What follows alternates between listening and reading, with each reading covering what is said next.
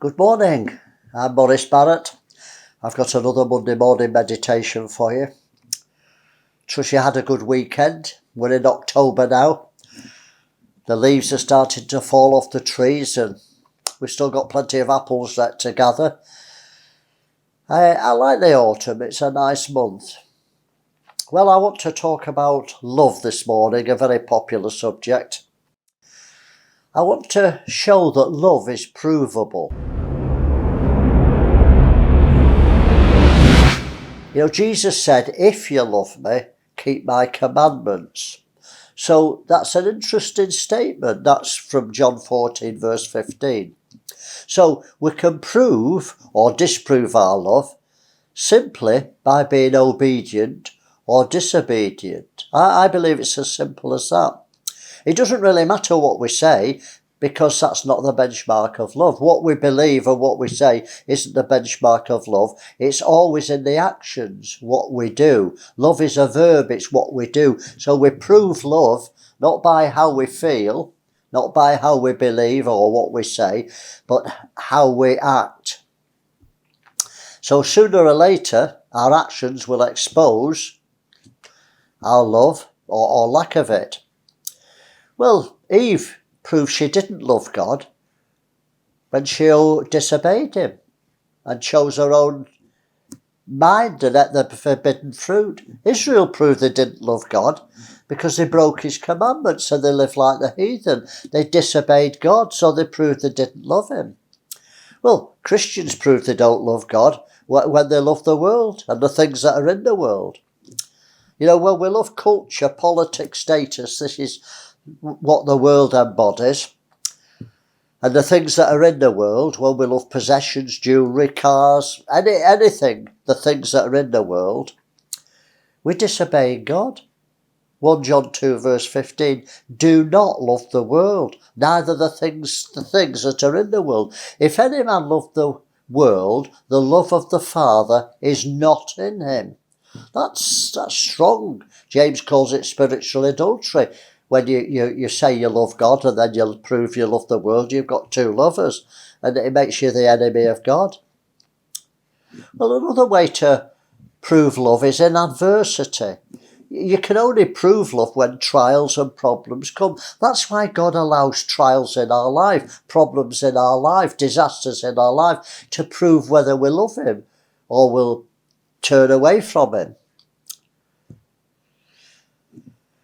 You know, if my wife had an accident, she couldn't make my meals anymore, she couldn't wash my clothes anymore, I couldn't make love to her anymore because of the accident, then it would prove whether I loved her. If I say, oh, well, that's no good to me, I'll need another woman, and I divorce her, it proves I didn't love her.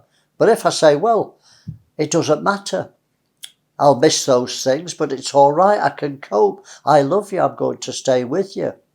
So love is always proved in the situation, in the adversity, in the trials. Another way love is proved is in the giving. Love gives, lust takes. So John 3:16, everybody knows it. God so loved the world. Well, how did he prove that? That he gave his only son. God sacrificed his only son for wicked people. Why? Because he loved them. God so loved the world that he gave his only son. When you love, he who loves much gives much. He who doesn't love takes. Love gives, lust takes. So love's proved by our lifestyle. I just want to finish this blog by looking at 1 Corinthians 13. People say that's a description of love, but it isn't. You can't describe love, you can't describe hate or anger. You have to experience them. Spiritual things are spiritually discerned. So if you've never felt anger and somebody tries to describe it, you won't know what they're talking about. They'll tell you the manifestations of anger. I slam the door, I screw up my face like a twisted cornflake, I clench my fists. That's not anger. That's the consequences of anger. Anger's spiritual, that's the physical manifestations. So let me read from Corinthians 13. There's obviously a sermon in each statement. So you compare it in your marriage towards God, towards anything else that you love. There's 14 of them in Corinthians, 1 Corinthians 13. Love suffers long. That means you're willing to suffer a long time if you love. That's a manifestation.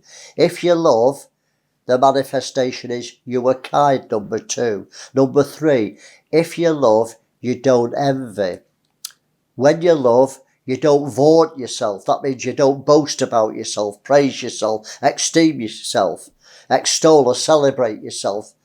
Love doesn't do that. Number 5, if you love, you're not puffed up. You don't think of yourself more highly than you ought.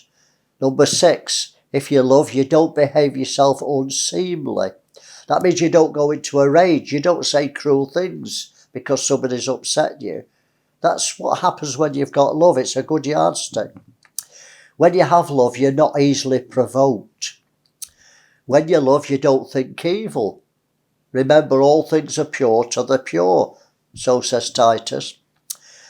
Number 10, love. If you love, you don't rejoice in iniquity, but you rejoice in the truth.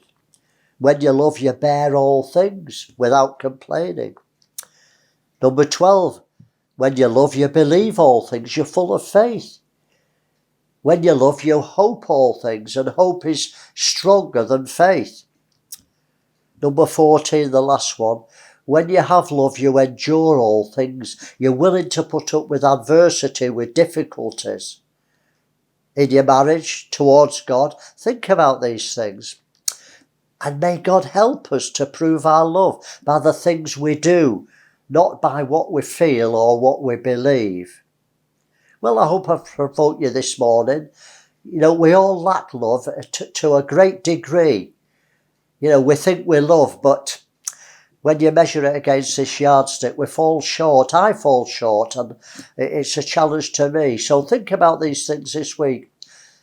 Time's gone. See you next week for another vlog. God bless you.